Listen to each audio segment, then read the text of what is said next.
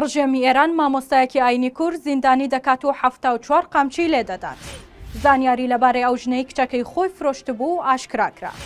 کێشەی مریشکی هەرێم گەیشتە دادگای فیدراڵی. سڵاوتان لەبێ سومەیەم لە تیوارەوە سێ هەواڵتان پێشکەشەکەم. ڕێکخراوی مافەکانی مرۆڤی کوردستان ڕایگەیان لە چەند ڕۆژی ڕابردوودا مامۆستایەکی ئاینی شاری هەمەدان لەلایەن دادگای ئەوقافی شارەکە سزای 15 ساڵ زیندانی بەسەردا سەپێنراوە. مامۆستایەکی ئاینی شاری هەمەدان بە ناوی سابیر خودامورادی سزای 15 ساڵ زیندانی بەسەردا سەپێنراوە بە تۆمەتی بانگەشە دژی حکوومەت و سزاکەشی لە ڕێگەی تەلەفۆنەوە پێڕاگەیەندراوە.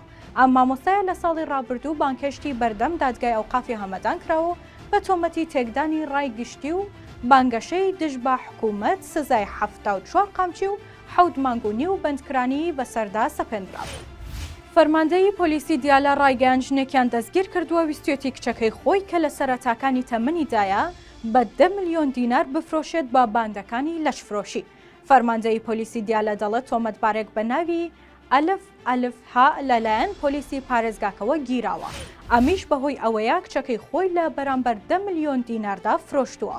ئاماژەی داوە دوای وەرگرتنی زانیاری ورد و هەواڵگری و وەرگرتنی فەرمانی دادوەر توانرا شوێنی تۆمەتبارەکە دەستنیشان بکرێت و دایک و کچەکە بە یەکەوە گیران و گوتیان لێ وەرگیراوە و دانیان ناوە بە چاوانەکەدا. کۆمەڵی کێڵگەی پەلەوەریەکانی هەرێمی کوردستان ڕایگەیان لە دادگای فیدراڵی سکاڵا تۆمار دەکەن بەهۆی ڕێگریکردن لە چوونی بەرهەمەکانیان بۆ باشوور و ناوەڕاستی عێراق. سەرۆکی کۆمەڵی کێڵگە پەلەوەریەکان ڕایگەیان ڕۆژی یەکشەمە لە دادگای فیدراڵی سکاڵا تۆمار دەکەن.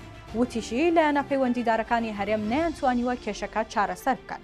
بۆیە بڕیاریان داوە لە دادگای فیدراڵی سکاڵا تۆمار بکەن چونکە ڕێگریکردن لە چوونی بەرهەمەکانیان جیاوازیکردنە لە نێوان ناوچەکاندا. سێ هەواڵم پێشکەشکردن هەر شاد بن.